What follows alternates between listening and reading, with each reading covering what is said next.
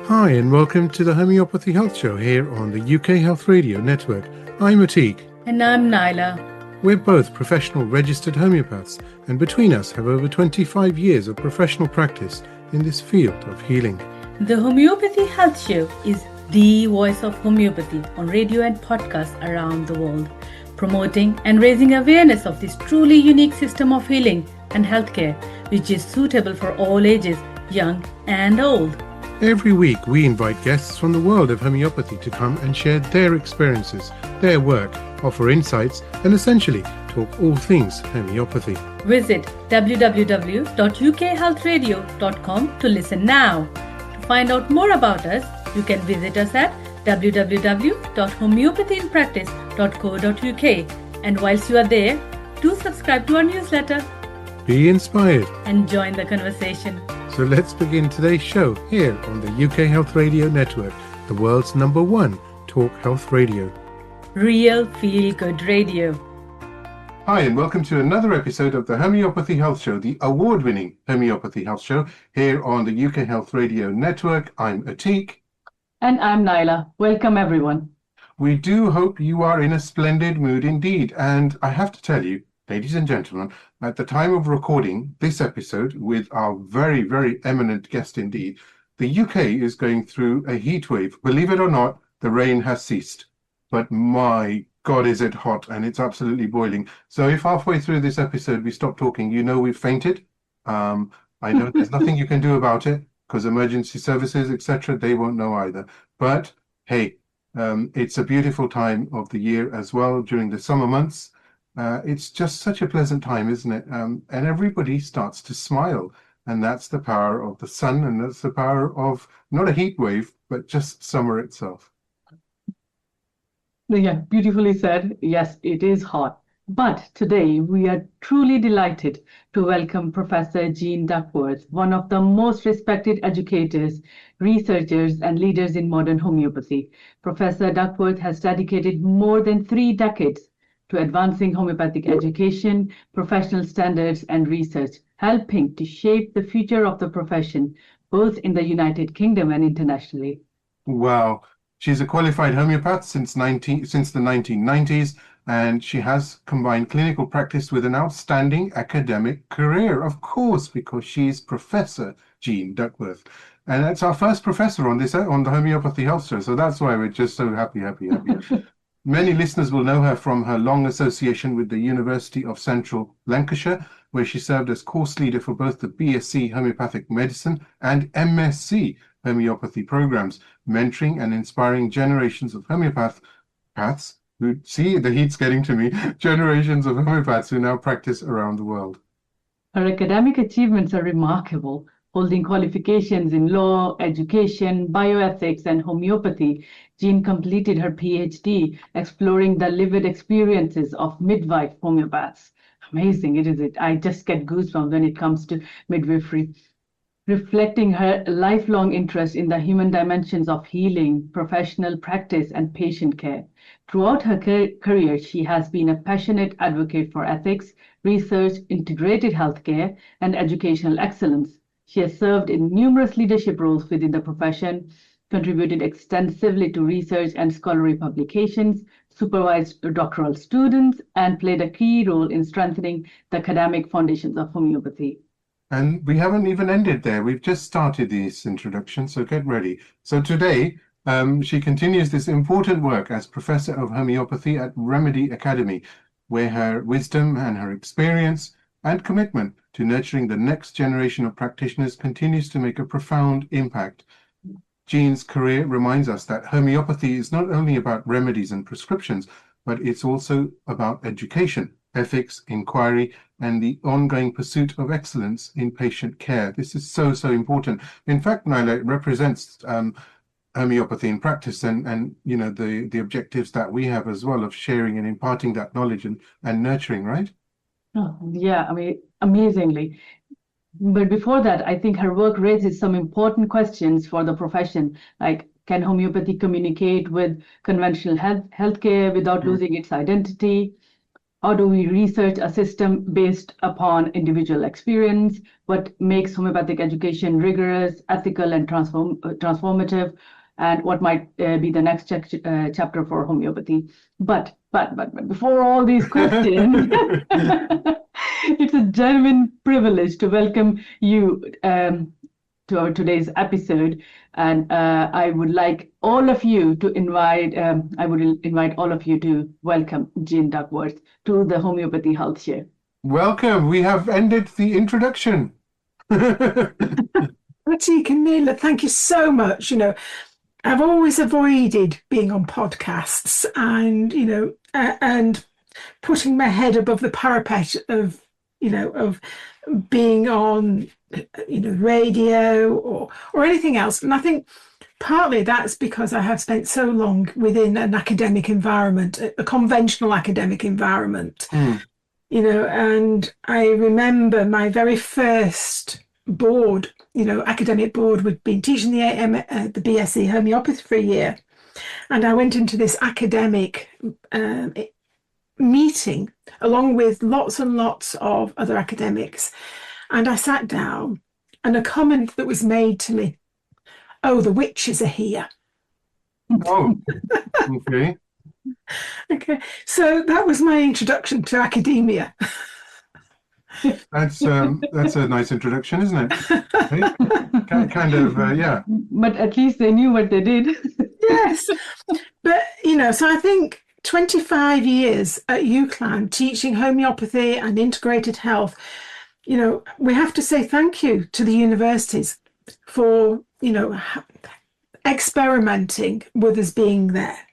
And I think depending on the course that you were on, you had different experiences with the universities. Some universities made partnerships with other colleges, and they were very quick to drop those colleges once as time went on. We were lucky at UCLan because we had people, even though we had some issues with some people, we had a real support system there that welcomed us. And it was only, I suppose, towards the latter years of being there that homeopathy, actually alongside philosophy, alongside arts in universities, alongside fine arts, everything was going. And universities had become what I would call the Ken Robinson style of education. Have you come across Sir Ken Robinson? No. He was a researcher up at one of the universities, a professor. And he was talking about the function of education. And basically what he was saying is we put people into a system, we educate them the way that we want them educated, with the information that we want, and then we turn them out to work in the workforce for 40, 50 years. And it came to me, probably just pre-COVID, that is what universities had become. They had moved away from institutions of thinking to institutions of preparation for particular styles of workforce. So if you weren't doing a job that had a graduate income or graduate career, then the universities were just slicing off the courses. And really, because of that, because of my own values and what a homeopath should be, what a homeopath could do, and because I think that all knowledge is of value, all knowledge is thinking. Heidegger would say that it's important to think. And for me, that is where a university was. And when it ceased to be, I had to think about whether or not my place fit there. My place was there.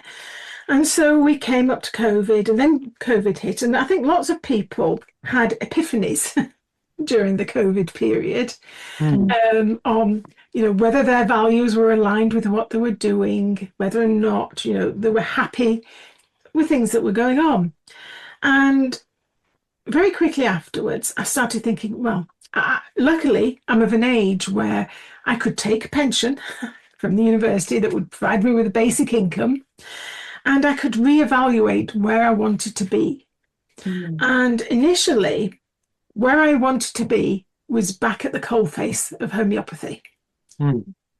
So I thought, oh, I will be, I hadn't thought about education then. I was thinking about whether or not I should go back into practice full time. And I was setting it all up. And then out of the blue, I got this phone call or text, and it was from an ex-student of mine, and Peter Berriman, and he'd been a student on the MSc that I'd done. And he'd been involved with a woman called Melissa Kupsch, who's an amazing woman who had created Remedy. And they'd been running some short courses, and they came along and they said they would really like to run a slightly longer course. And they said, would I come along and talk about how to put a course together? And I went along to meet them. And at first I was just going to write it for them. I wasn't going to get involved. And they said, well, come aboard. Wonderful. So I thought, why not? And so together we wrote this course. And this course was designed to really, one of the things that we looked at, well, what were the skills of being a homeopath? And you've got to remember that the lineage of UCLan is not UCLan. The lineage of UCLan was the Sheffield School of Homeopathy, because we had Ian Townsend that was teaching there, and Jill and other people. Before that, he had been part of the Darlington Collective. We were also had a thread through LCCH, because at one time we were part of LCCH. So before that, we had the schools up in the northeast. So we have this huge lineage of courses that go really right back to the beginning of education in the UK, homeopathy education. And it was drawing on all of that knowledge to bring it into the new Remedy Academy. But we were aware of a number of things. One was, how do we best prepare homeopaths? Not people who are academics, but homeopaths. What skills do they need to go out into practice and practice? Because one of the problems is you get so many people that fall off. Of my course, I trained at the Northwest College, and we probably had 5 or 6 people that practiced out of my year, and we started with 40 odd. So people drop off. And why do they drop off? Often because the transition into practice is too difficult, either financially, either the responsibility that they take, or other things. So we wanted to put in what I would call an apprenticeship program, and that was very much Peter's requirement. So we put in this apprenticeship, and then we thought, you know what, AI is coming. And I was already aware of AI being at the university. And people, you all know for yourselves, since you first started your homeopathy journey, the plethora of information that is available to us is unbelievable. When I started training, it was still Kent's repertory. Complete was coming in, Murphy's came in during my practice.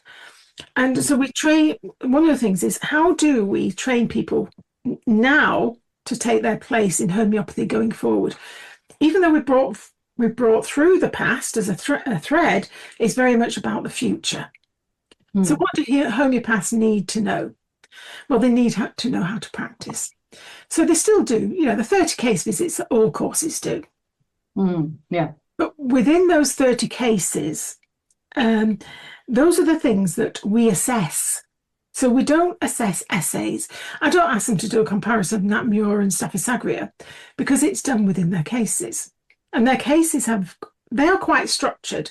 We will assess them on their case, taking their knowledge of what the vital force is doing, whether they can repertorize, whether they can decide what strategy they're doing, all of those things. How can they reflect on their cases?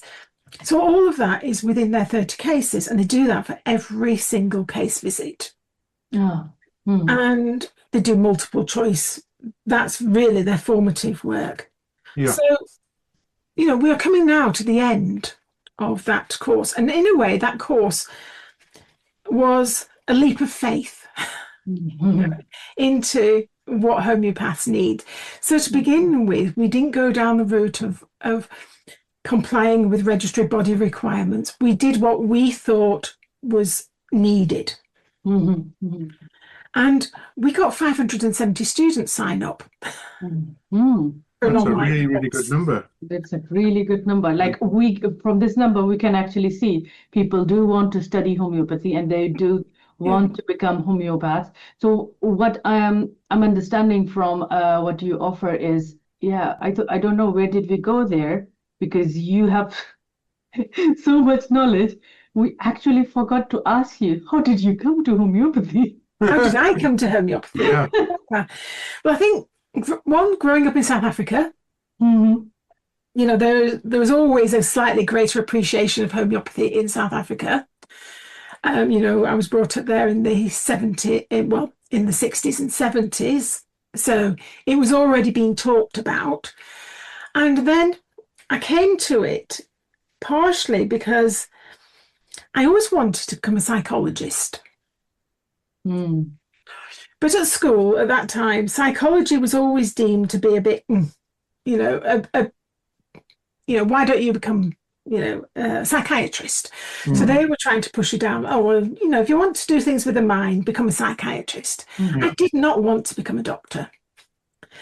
So strangely enough, I met my husband at school. Amazing.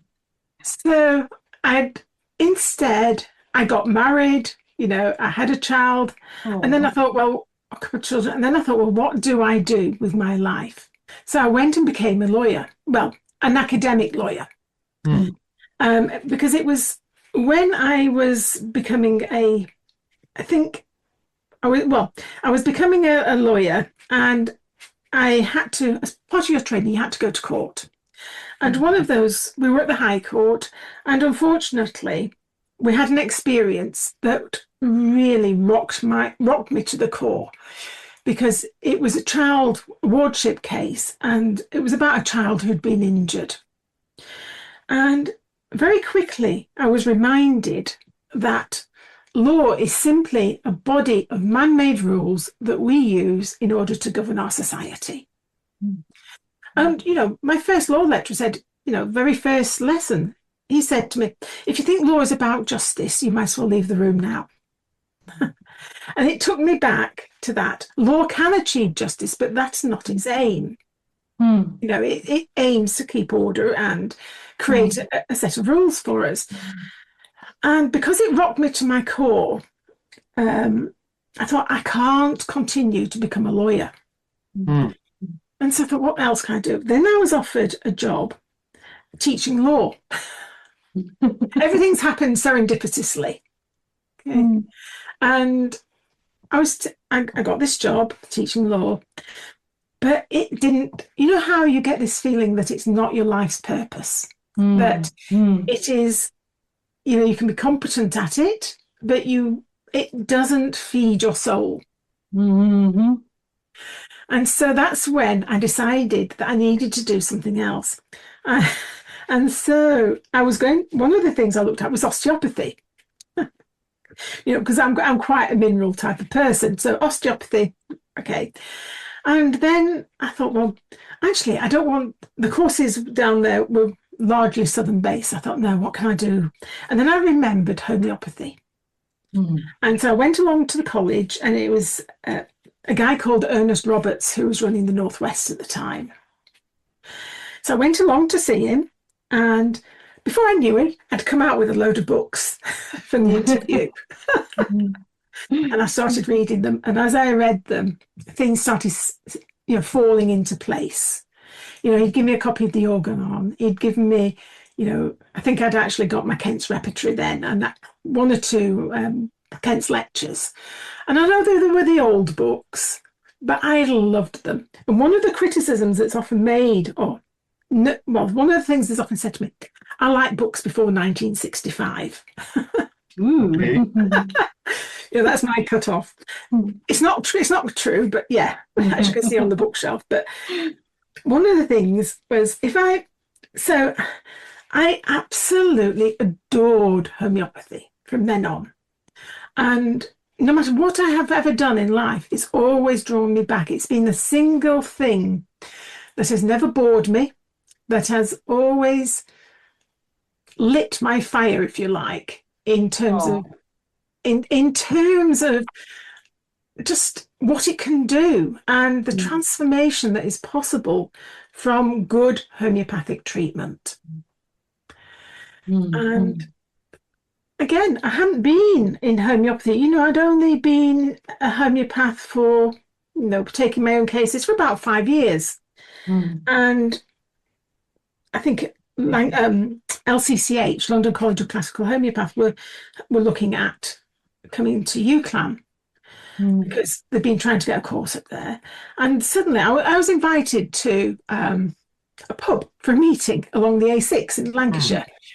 And it was people from the Sheffield College there, it was all the local homeopaths. And then before we knew it, myself and a colleague, Kate Chatfield, a friend of mine, we were suddenly told, all right, you're in the university, come for an interview, you're the course leader for the BSc Homeopathy. Oh, wow. Wow. Well, there you go. That doesn't happen every day, does it? Hey? That's nice. Can I say, I have never, ever in all my life had a formal interview. We know that. We're so fortunate, actually. Going off on a tangent here, but as far as homeopathy is concerned, it's quite nice, isn't it, not to be interviewed? The majority of it is done through the work that is done, and maybe even just talking about cases and discussing homeopathy and the relationships form. It's so different. It's so refreshing. Your story reminded me of something that I am also very passionate about. What is the sole purpose? This is not feeding my soul. I have studied homeopathy from like 21 years ago. It was a short course. Then I did a longer one in Germany and was just using it for my family, friends, for my kids. And I was a young mom as well. So my priority was my family, my kids, and anything that I can do alongside them. So I started a business, a fashion business, and it was doing really well. I was earning quite a lot, and I could work alongside family, kids, and everyone. But it never satisfied me. It was like the more I would put in, the more I would get out as well. But when you mentioned COVID, that was my time. Do I really want to do this for my life? Because whenever I gave a remedy to someone and they felt better, it was like, wow, this is what gives me pleasure. And that was a time where I thought, okay, let's study homeopathy again. And I enrolled into the School of Homeopathy, and I have never looked back after. Loved every single day of my homeopathic study, and I'm loving each and everything that I'm doing. And now I feel like, okay, I am doing something that is satisfying me, my soul. Doesn't matter if I die tomorrow, I'm helping someone, and this is what I'm here for. And I left my business, everything, and I'm just totally dedicated to my family and homeopathy. It's gorgeous. It's the way, isn't it? It's the way. It's a similar story. I was in IT, amazingly, but there was a destiny for that, because I think if I had not been in IT, I wouldn't understand electronics, which means I wouldn't have understood frequencies, harmonics, resonance as I do now. So it's quite interesting. There was no time wasted, but it was always that thing which we've heard so many times from so many homeopaths on this show. You don't feel satisfied with what you're doing. It's like, am I really helping somebody by selling a computer? Am I changing somebody's life? And like Naila so eloquently said, when you give a remedy, when homeopaths give a remedy and the patient says, do you know what, this has happened and that's gone and this is something positive and I've moved on with my life. And it's like, there's no better white knuckle thrill than that, right? Mm-hmm. Yeah. You know what, though? I believe that people come to homeopathy at the right time in their lives as well. that just as you did all of that, it means that you have this real breadth of experience, of skills that you bring to the homeopathy world. And I think we are so privileged as a profession to have people with this multitude of skills that they bring to it. And they can, what they do is they learn the homeopathy, and then they reflect on their past lives, or they reflect on the things that they've learned through that homeopathy lens. And then it alters, it morphs, it becomes something else. And that is why I think we have such a strong profession, because we are not just homeopaths who start off at 18 and have only ever known a homeopathy world. We are people who have lived experience. We are people who, as you say, IT skills. What a boon to have IT skills. We only have to look at the work of Marcus at the moment, Marco, with the with the Similia program. And so I've spoken to both of Radar and Similia this week, but you've only got to look at what he has done, and that's because he's had all of this experience, and then he's seen a thing in homeopathy or something to solve, and he's brought all of that skill plus his homeopathy into developing this program. And that's what people do.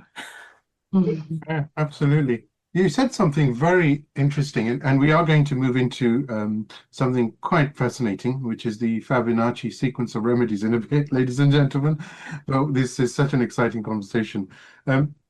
Homeopaths, you mentioned everyone has their time, and you mentioned education, and we know that there is a system. We may go down a rabbit hole here, so we have to be very careful with the words, but the education system, who says it's as it's supposed to be, or it should be maybe different, blah, blah, blah, right? But we've seen some of the best entrepreneurs on this planet who have just said, you know what, enough is enough for me personally. I'm just going to do what idea I have in my mind. And they have become intellectually ripe, not necessarily having to, been to university as well. But in homeopathy, there's an element of creativity, which is a huge element of creativity with homeopathy itself, isn't there? The artistry of it. And it's interesting, you can be literally 18, or you can be 50 or 60 or 40, whatever it is. And it just comes to you, doesn't it? And it's like that calling, and it's the right time. It's really deep. It's a beautiful way to say it. Yes. And, I think we all have our journeys in this lifetime. And, for us, it's about being homeopaths. It's about contributing. And, one of the best things that I see, because I have supervised, along with about 8 of us, these 15,000 student cases in a year. Wow. So we have done the supervision as well. Yeah, I'm surprised we can even stand, but we have done that supervision. And, what I'm seeing is, I have 15,000 cases full of data to work with. But it's when people come back, and it's not just the patient that gets better, it's the ripple effect from that patient. Is that patient, their energy, changing the energy of everybody around them. The child that starts sleeping, the mum who starts getting her own sleep, the mum who then becomes more energetic, the mum then can deal with all of her problems or her issues more, that can integrate. So, that's a really fascinating thing. And that's something I'd like to explore, the family dynamics of our treatment. Because, it's beautiful when you go and you say, when Atiq, you were saying before, when that person, things change for them. But it's not just them they change for. It's for everyone around them. We see that in provings as well. When you have taken the remedy, it's just not you who is affected. It's the whole family and wider family and community that is affected. And it's all energy. You will get what you are projecting outside. Like, for example, you mentioned that when you are training students, you are training them to become self-sufficient. You are training them in an apprenticeship style, so they can go straight away into the practice. Actually the mindset of the student changes as well alongside. Like, I am going to stand on my 2 feet. I can have the ground beneath my feet when I am going out of my college. That's what they need. And if they can get that experience during their study period, that is going to give them that that zeal, that push. It's going to come to me. The patients are going to come to me. I'll see the results, the confidence they need for practicing. That will come, because I personally, as a homeopath, seeing homeopathy work and seeing the results is so important whilst you are studying. That's why the supervision is even more beneficial. Like, you are not only becoming a homeopath, you are also becoming a confident practitioner alongside as a prescriber. You'll see what you can change when you're taking a case. Like a teacher is sitting in, an experienced homeopath is sitting in and seeing what have you asked, how could you change that, what were the results. Just go in with your flow. The case will open up. Don't have to go in with the like. I remember my first case taking, I was asking my supervisor, do I prepare questions? What do I ask them? Because when I was taking the cases of the friends and family, I knew pretty much what it was, what did they need. I knew how they were, and I just went with symptomatic. But a person who you don't know at all, how am I going to communicate? But when the world opens, it's just amazing. That was, strangely enough, I was asked that by a student yesterday, because she was, we were talking, and she noted that in the cases that they see that I take, they were saying, but when you take a case, you don't do a top to toe, you don't do this, you don't ask lots and lots and lots of breadth about their lives. And she said, but you find something that you're interested in and you track it. And, Yes. and she was saying, I wish I could be like that. And I said, but it will come. You have to learn, almost like your fallback system, first of all. That's your safety net. That's what you do. But as you become more experienced, you get I call them almost like homeopath prickles on the back of your neck, and it's that sensation that you think, right, this is important and I need to follow it. Goosebumps. There we go. Goosebumps, Naila. Yeah. I have this. I write in when I'm taking a case. I write in my notes, goosebumps in the bracket.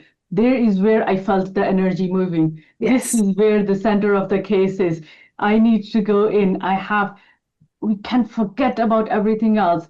This is the symptom maker, how Bill Rumble, my beloved teacher, called it. Symptom maker is communicating with you.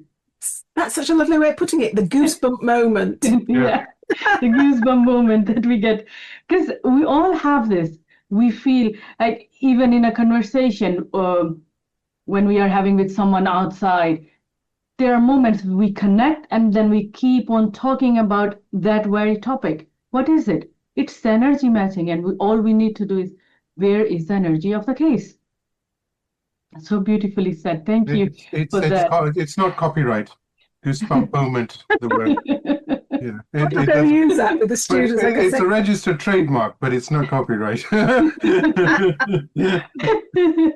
it is, and that's what we want. And one of the things I'm really interested about, since the time that I haven't, that little hiatus that I had, it's all the new methods out there. So my real focus at the moment, because I'm probably classically trained, but my students are all experiencing the world differently to the world of 30 years ago. And their patients are experiencing the world differently.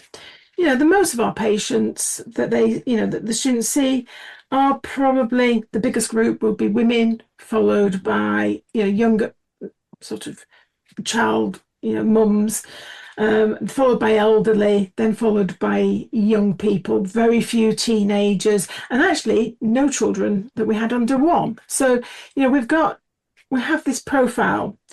And those very women are the ones who are experiencing life in a very chaotic, fat, guilt-ridden often way. And, so does obviously sepia is one of our big ones for it, carcinosin sepia, things like that. But, one of the things I want our students to do is not make them do it the way I did it. Okay? We have a new world, and I'm interested in the integration of new knowledge into practice. Then we have, of course, there's always Tina Smits and Cease, but now we have Tom Jansen doing his detox, Ren Lloyd doing her detoxes. We have Sarah Valentini talking about complex children, Rita Pushen in Norway. So we have this huge influx. Colin Griffiths has always been around, obviously, with the meditative provings. Yeah. He's an amazing man, and he's going to come and do a couple of sessions for us. But, it's how do people integrate so that we don't lose the good of what we've done in the past, but we also, how do people make a decision on what strategy to use?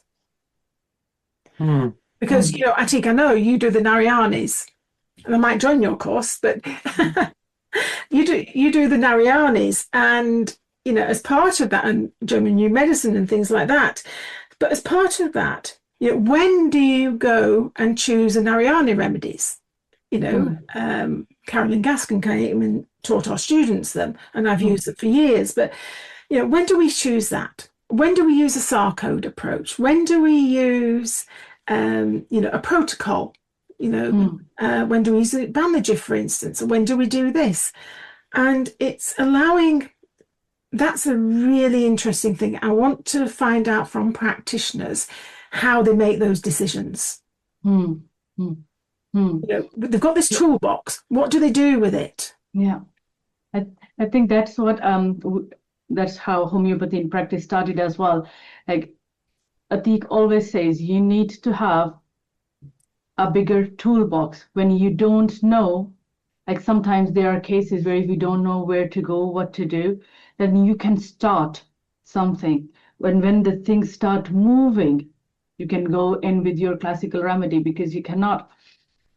The complete healing, the complete health that is going to come from the vital force needs a different way of going into the case. But you also need to see some results to make if they are not a convert, you need to convert them. You need to see what they need. And that's what we are also trying to do with homeopathy in practice, sharing the deep knowledge that our homeopaths have brought to homeopathy with the students, so they can make their own picture of homeopathy, and they can connect with the sources. Like as we were talking earlier as well, everyone brings in their own essence into homeopathy. We are not like in Asia, where you start to become a homeopath at a younger age, like medical homeopaths. You're so good at materia medica and therapeutics, and you know your remedies on your fingertips, like with their keynotes. We try to understand humans. We try to understand the core patterns, and sometimes it needs time for them even to share the core patterns. So beautifully said. Thank you.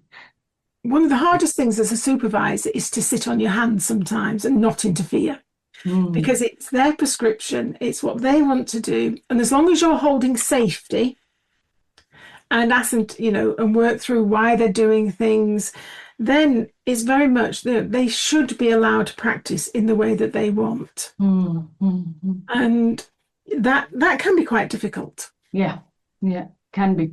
Like especially when you because I loved the word that you used for your PhD study as well, the straddling paradigms and then midwifery. So I think we can bring that into that context to explain it to our listeners. What do you mean by straddling paradigms? And in my PhD, in all of my life, everything that I have done has been in the liminal space between two different factions or two different approaches.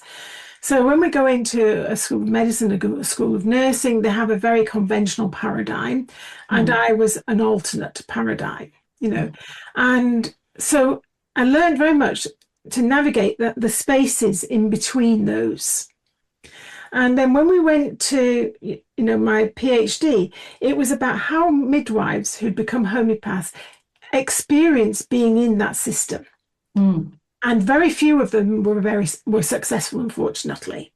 And I think most people left because, they were not allowed to do what they needed to do, again, to feed that soul. And they were practicing alien to their nature and their values. So the majority of them left.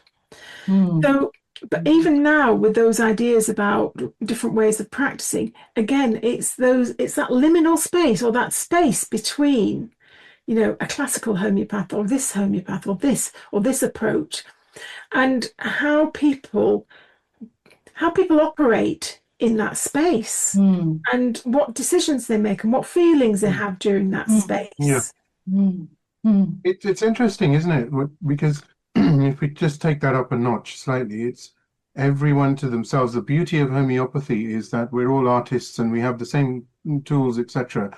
Paintbrushes, let's say, and something I've said many, many times, but it's so beautiful because every homeopath finds their way.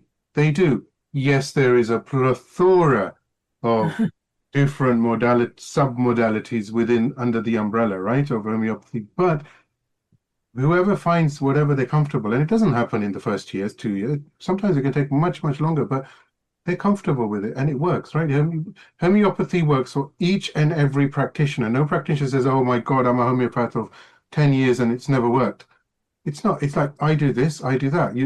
Different modalities we've mentioned. We've spoken about some of the eminent teachers like Colin and Elise Timmerman, and matrodonal remedies to cosmic homeopathy, to Narayani remedies, to classical, of course, which is the foundations for any homeopath. We have to say that, actually. Very, very important. But there are all these things that we can add to it to enhance how we practice. It's beautiful, isn't it? So versatile. Yes, but by knowing what happens in those spaces allows us to provide role models for people coming into the profession who might say, I didn't think of doing that, or what if I can try that? Or, it's about enhancing other people's practice by learning from what other people do. Because otherwise we would still be doing it, at the turn of the century, we'll all still be practicing Kentian homeopathy. Do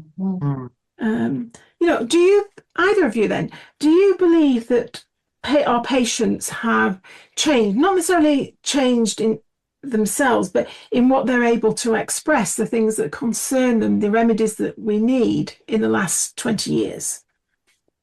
I personally believe that, because when the environment changes, the personality changes, we sometimes don't know ourselves what the core is. Like people coming to us, just when you mentioned just in the beginning, the universities are producing workforce. So if you have gone to a system of schooling, and if you have gone to a university and you have done a degree from a highly esteemed university, and every factory out there, every employer out there knows people from this university are going to be the brilliant workforce. So they'll go around, give them all the beautiful packages, etc. So now I am the person who is very, very valuable to work in this industry. But am I the same person who was born to be working in this environment. They're privileging you as a worker rather than you as a person. Yeah. And then if you keep on doing that for, like, let's say 10, 15 years, you'll become that person. And this is when they say, some patients come and say, I feel that I don't belong in my body. I feel I am outside my body. I can't go in my body. If you are born as a sensitive individual and you have to fit in that box where you have to cut a lot of your branches. Yeah, you have to conform, isn't it? You have to conform, and then you are not you anymore. And that's where your soul, your vital force is expressing it with all that power of symptoms. Yeah. This is why one of the most asked questions of this decade is, who am I? What am I? Why am I? And from 200 plus years ago to how it is now, because we have this conversation, right, where Jean, you know this very well. It's like, well, Hahnemann would not have done it, but that was 200 years ago. We were not surrounded as we are now with the amount of not just information, but chemicals, insecticides, pesticides, geopathic stress, EMF, all the energy that we have around us. Do we not think that just because we have thousands and thousands upon satellites in space that we're not affected? Of course we are. My God, anyone would say we're not. What's that about? Then we have cloud seeding and then blah, blah, blah. Let's not go there. But it's just so much, and it changes us. Even the vibrations of us as humans has changed, And the proving, why do we have a proving of electricitas now? Yeah. Because now we need it. Why do we have proving of black hole now? Yeah. Because now is the time when people are actually experiencing the symptoms of these remedies. Yeah. Naila was before her time, wasn't she? Naila Ising, she was proving things like mobile phone years and years ago. Years ago. She was recognizing, the EMFs, the energy that was around us at a very early stage. Yeah. And, we're living in this toxic soup. And of course, that is going to affect the way our bodies work. I love that word. I think sometimes we the thing is, as homeopaths, classical homeopathy is the de facto because it's how to get a patient better. It's the foundations of who we are as practitioners.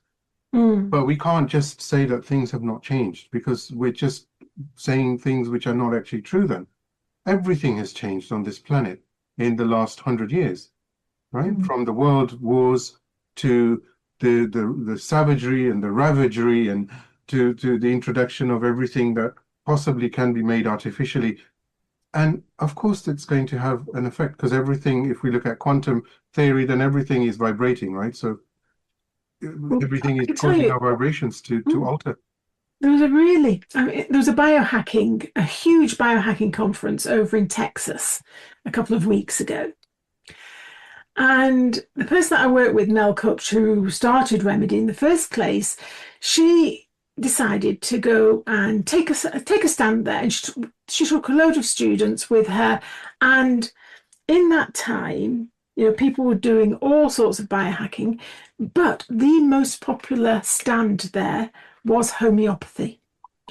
People who are biohackers could not believe the potential of homeopathy, and they were queuing up for treatment from our students because they're doing all of these things to their bodies, but they're not addressing the fundamental. As Atiq said, who am I? What's the nature of my soul? What is the, so you can do all of these biohacking things to reach 120, but you cannot do it if you don't attend to the things that homeopathy can attend to, the humanness of us. Oh, so beautifully said. The humanness of us. Very, very eloquently. As you have so much experience, and we are also running out of time. I would love your I insight. love the way you just said that. No, seriously, we are This running is- out of this time, is- but there's I so know. many questions. Sorry, Jean, but we Just actually let her are. roll. But it's just nice the way you said that. It was so polite. I would have just said, we're actually out of time. Bye. But what role could homeopathy play with integrated healthcare and social prescribing, from your experience? Okay. Well, I was involved in the early parts of social prescribing because I've done a few audits of social prescribing and things like that.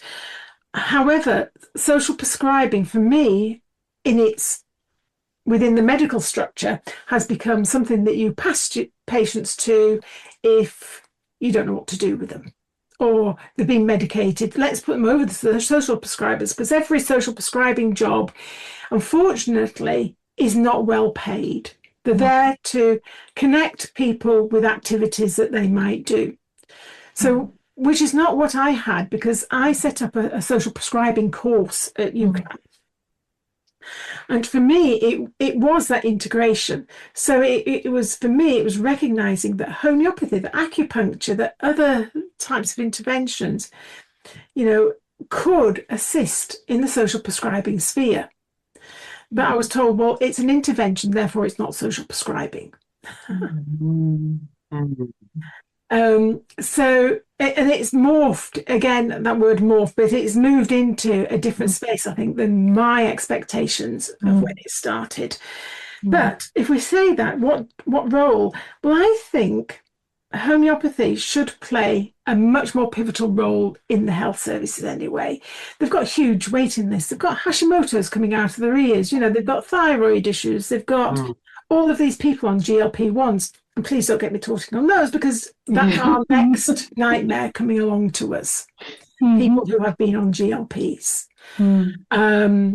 And so, we've got all of these things, and that is where I think we could take a huge load off, but I would never want to join their system again. I now much more believe in a pluralistic system than I would an integrated system. And that's because I've had my fingers burnt so often. I think we need to stay true to ourselves. You only have to look at what the PSA has done to homeopathy. As soon as we move into the mainstream, there are people who will come after us. However, if we follow if we do our own thing and maintain excellence within that, so I'm not anti-standards, I believe in high standards, but we can do that for ourselves. We don't need to adopt somebody else's standards and say that those apply to us. Yeah, I was listening to homeopaths who have left the system so they can practice that they want to practice. They can be the healthcare practitioner they want to be, because the system, and I understand it totally, we do need to have some rules and regulations to keep the system going, but sometimes they can be too confirming, too rigid, and it becomes difficult. We see in many countries where all of the healthcare systems are working simultaneously for the betterment of their population, and why not? Like, again, if we are leaning towards just one system, it overwhelms. My concern is still as homeopaths that we fight each other. Oh yeah, we do. That's something we are very, very passionate about. Myself and Atiq, we need to forget this type of homeopath or this type of homeopath, classical, contemporary, protocol, etc. We need to come to a conclusion. We are homeopaths. We are working for our patients. And then we are this homeopath or that homeopath or blah homeopath or this. Yeah. That comes afterwards. Let's forget our differences and celebrate what we are working for. And as sort of odd as it may sound, or cynical even, but it's like, just stop fighting, stop arguing, and stop disagreeing, because we're here only for a while and then we die. Literally, that's it. Let's see how many patients we can get better with whatever works for us. It's not, who are we to say Burnett was wrong or Berninghausen's clams is not right, and even, God forbid, but Hahnemann said this and then he didn't say this, and why did he use mixtures in the sixth organon but he didn't in the fifth? But hey, it's progression. It doesn't really matter. What matters is the health of whoever has entrusted themselves to you. Yeah. That's And that is a sacred duty. That's a sacred duty. It is. When somebody comes to you and offers their story, you are witnessing their life, often for the first time for them. And you have to treat that as if it's the crown jewels, as if it's, and it is so precious, that moment. And that information is precious. And I think we need to respond to that in a way that respects it, values it, and honours it. And if we spent our energy on being the best homeopaths we can be, rather than worrying about what other people's homeopathy is, I think we would have a nation, or we would have a world of homeopaths that are all out there healing people, because that's what we're all about. Yeah, we have the same aim, same goal. Absolutely. And I love what you've said, because I say this from the very beginning of my journey as well. Let's become the best homeopath we can be. And people who want our homeopathy will come to us, and who want other homeopathy, they'll go to those practitioners, and everyone is doing a sacred duty. So why just focus on differences? Before we end, we have rapid fire questions. We have something for you that really is going to test how much of a Professor Jean Duckworth is. Okay, so you better get ready. You have 3 seconds to answer each one. Okay, so no pressure. This is not mastermind. This is homeopathic mind. Okay. Yeah, they're not. First one: practitioner or teacher? Teacher. Oh, patient story or research paper? Patient story. Ooh. Materia, medica, or repertory? Equal. Okay, we'll give you that one. Okay, this is not a golden buzzer moment, but tradition or innovation? After what we've said, I mean, I'm all for innovation as long as it is solidly rooted. Or traditionally innovative? Traditionally innovative, then. How's that, eh? Yes. Now, how could I have answered those when I'm in that liminal space? A remedy you never stop learning from? Oh, a remedy I don't ever stop learning from. Carcinosin. Why did I know that you were going to say that? Amazing. I knew that. Wow. That's so good. And finally, last but not least, complete the sentence. Homeopathy matters because. Homeopathy matters because. How can I say it's magic? Exactly. The here come. The witches are here. Welcome to the world of Harry Potter, ladies and gentlemen. Oh, you did say it's Harry Potter world, yeah? Yeah, but whatever we don't understand, we call it magic. That's why it's magic. You don't have to understand. The research is coming. Everything will follow. We are living in future. We are. Homeopathy is here to safeguard humanity because it's all around us. That's homeopathy. That's the beauty of it. The vibration continues. Professor Jean Duckworth, it's been an absolute delight, has it not? And thank you so very much for your time, for coming on. And we do know that you're not really like coming on shows you mentioned, and so it's a real honor for us that you've come on the Homeopathy Health Show. It is the world's #1 radio talk show on homeopathy, just so you know. So you made the right decision there. But thank you for your expertise and your experience, Naila. It's been beautiful, hasn't it? I really thoroughly enjoyed each and every minute of today's episode, because we do talk about everything homeopathy, but this is also very, very important, where we have been, where we are headed. And the voice of homeopathy says we need to come together, we need to work together for the betterment of homeopathy. Thank you, Jean, for coming and sharing your insights. And thank you both for the invitation. I have thoroughly enjoyed it. And I did take Lycopodium last week. Oh, no, it's all a conversation, it's about talking and about communication and about friendships. And it's phosphorus today. Yeah. With a bit of salt and nat meal and glenine. But anyway. But Thank you.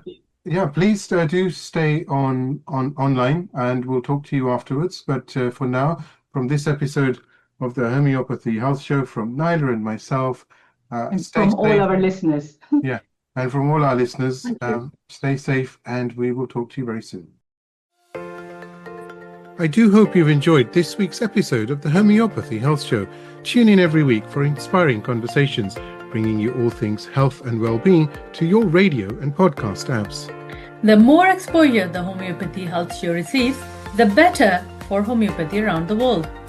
And please do support the show by clicking follow on our socials. You can find us at www.homeopathyinpractice.co.uk and on Facebook and Instagram at Homeopathy in Practice. Do give us a follow on there. Let's promote the voice of homeopathy around the world together. Until next time, stay safe and take care.